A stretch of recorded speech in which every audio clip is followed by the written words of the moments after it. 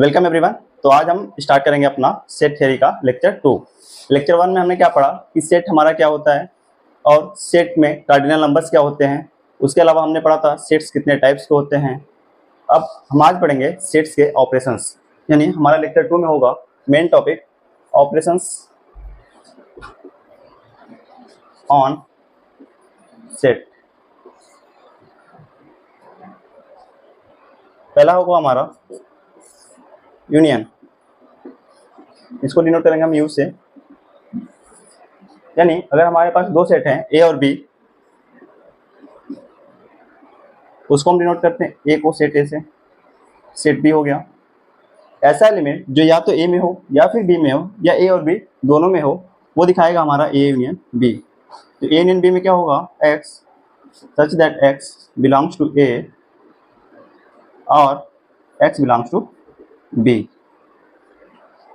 यानी ये पूरा का पूरा रीजन जो हम सर्कल कर रहे हैं ए का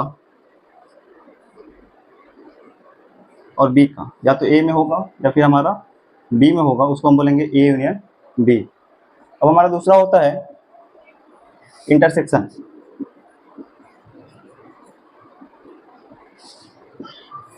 जैसा कि नाम से लग रहा है कि क्या हो, इंटरसेक्शन मतलब कॉमन पार्ट। इसको डिनोट करेंगे हम ऐसे। मतलब अगर ए इंटरसेक्शन बी की बात होती है, इसका मतलब है कि जो एलिमेंट होगा हमारा x such that x should belongs to A and x belongs to B. जो हमारा एलिमेंट होगा वो ए और बी दोनों में होना चाहिए। जैसे कि हमने अपना सेट बनाया ए बी, तो ये जो कॉमन पार्ट होगा ये हमारा ए और बी दोनों में है, इसको हम डिनोट करेंगे ए इंटरसेक्शन बी से। और ये पूरा का पूरा पार्ट है हमारा ए यूनियन बी। इसको हम ले सकते हैं दो set, A equal to 1 2 3 and B equal to हमने ले लिया अगर 2 3 एंड 5, तो हमारा ए यूनियन बी क्या होगा, वो नंबर या तो ए में होना चाहिए या फिर बी में होना चाहिए। यानी 1 2 3, 2 3 ऑलरेडी लिख चुके बी का, तो 5 बचा, यानी ए यूनियन बी हो गया 1 2 3 5। यहाँ पर अगर मैं सेम सेट लेता हूँ ए इक्वल टू 1 2 और बी इक्वल टू मैं लेता हूँ 2 एंड 3, तो हमारा ए इंटरसेक्शन बी क्या आएगा। ए इंटरसेक्शन बी नाम से ये है कि जो कॉमन पार्ट होगा उसको हम बोलेंगे ए इंटरसेक्शन बी। दोनों में 2 कॉमन है यानी 2 हो जाएगा। ये हमारा ऑपरेशन हुआ यूनियन और इंटरसेक्शन का। इसके अलावा पढ़ेंगे हम कि इसके कॉम्प्लीमेंट्स क्या होते हैं, कॉम्प्लीमेंट्स का ऑपरेशन क्या होता है। तो उसके लिए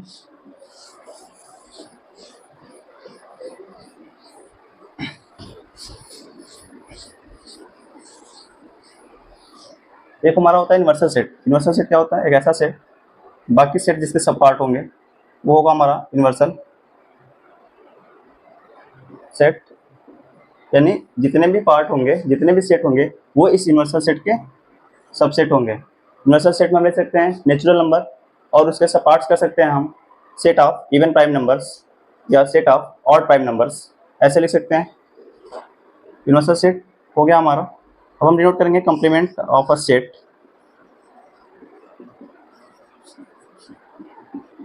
इसको डिनोट करेंगे ए पावर सी। ए कॉम्प्लीमेंट क्या होगा हमारा, वो सारे पार्ट्स जो यू में तो होंगे बट ए में नहीं होंगे। अगर मैं बात ए की करता, ए में ये पार्ट होता हमारा, बट ए कॉम्प्लीमेंट में हमारा कौन सा पार्ट आएगा, ए कॉम्प्लीमेंट में हमारा आएगा वो सारे पार्ट्स जो यू में होंगे बट ए में नहीं होंगे। यानी जो आप रेड वाला पार्ट देख रहे हो ये सारे के सारे ए कॉम्प्लीमेंट्स को डिनोट कर रहे हैं। तो हमने आज पढ़ा ऑपरेशंस में पढ़ा A union B, A intersection B, complement of a set. अब हम पढ़ेंगे कि इस पे कौन कौन से क्वेश्चंस पूछे जा सकते हैं।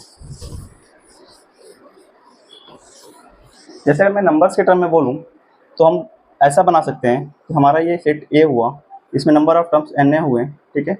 ये सेट बी हुआ, इसमें number of terms n B हैं हमारे, इसमें कॉमन टर्म्स होंगे हमारे, उसको बोलेंगे हम n of A intersection B. अब हमारा ए यूनियन बी क्या होगा, ए यूनियन बी होता है सारा का सारा पार्ट कवर होना चाहिए। जब मैं पूरा का पूरा एन ए करूंगा तो भी हमारा ए इंटरसेक्शन बी वाला पार्ट आ रहा होगा, और जब मैं पूरा का पूरा बी करूंगा तब भी हमारा इंटरसेक्शन वाला पार्ट आ रहा होगा। यानी हमने ए इंटरसेक्शन बी को 2 बार क्या किया, इंक्लूड किया, तो एक बार माइनस करेंगे। यानी अगर मैं लिखता हूँ n of A union B, तो मैं लिखूंगा n of A plus n of B minus का n of A intersection B, ठीक है। अगर बात होती है केवल वनली ए की बात होगी तो हमें ध्यान देना होगा वनली ए का पार्ट कौन सा है, ये जो पार्ट दिख रहा है हमें, इसके इधर का सारा पार्ट जो होगा वो ओनली ए होगा। यानी जब भी मैं लिखूंगा एन ऑफ ओनली ए, तो क्या मैं एन ऑफ ए में से माइनस कर रहा हूँ n of A intersection B को, यानी इस पूरे पार्ट्स में से मैं इस छोटे वाले पार्ट्स को हटा रहा हूँ, तो n A minus n of A intersection B हो जाएगा। सिमिलरली क्या होगा हमारा, अगर एन ओनली बी होता तो ये होता n of B minus n A intersection B हो जाता। तो n of only A, n of only B की बात हो गई, n of A union B की बात हो गई, यानी हमने सारे ऑपरेशंस की बात कर ली। हमने इस पे क्या क्वेश्चंस पुट हो सकते हैं ये बोल लिया। इस पे क्वेश्चंस क्या पुट होगा, जैसे मान लो क्वेश्चंस ये होगा कि अगर किसी को टोटल नंबर ऑफ स्टूडेंट्स किसी क्लास में टोटल नंबर ऑफ स्टूडेंट्स जो हैं वो 400 है, ठीक है, बोलेगा उसमें से जो क्रिकेट खेलने वाले हैं वो हैं हमारे 200, एंड जो दोनों खेल रहे हैं एंड क्रिकेट और फुटबॉल दोनों खेल रहे हैं वो है हमारे पास 30, ठीक। तो एन नंबर ऑफ जो फुटबॉल खेलने वाले वो कितने होंगे ये पूछेगा, इसको पूछेगा तो क्या करेंगे हम, सबसे पहले हम पुट करेंगे अपना formula n of F intersect union C equal to n of F plus n of C minus का n of F intersection C. तो हमारा यहाँ क्या आ गया, n of F union C ही होगा जो टोटल नंबर ऑफ स्टूडेंट्स होंगे, यानी मैं यहाँ क्या पुट कर दूंगा 400 पुट करूंगा इक्वल टू एन एफ मैंने को फाइंड आउट करना है n F plus n C की जगह हमारा 200 माइनस 30, यानी जब बात एन एफ की होगी तो हमारा एन एफ आएगा 400 माइनस का 170 और सॉल्व करेंगे तो हमें मिलेगा एन एफ इक्वल टू 230। ये रहा हमारा क्वेश्चन जो इस पर बेस्ट हो सकते हैं।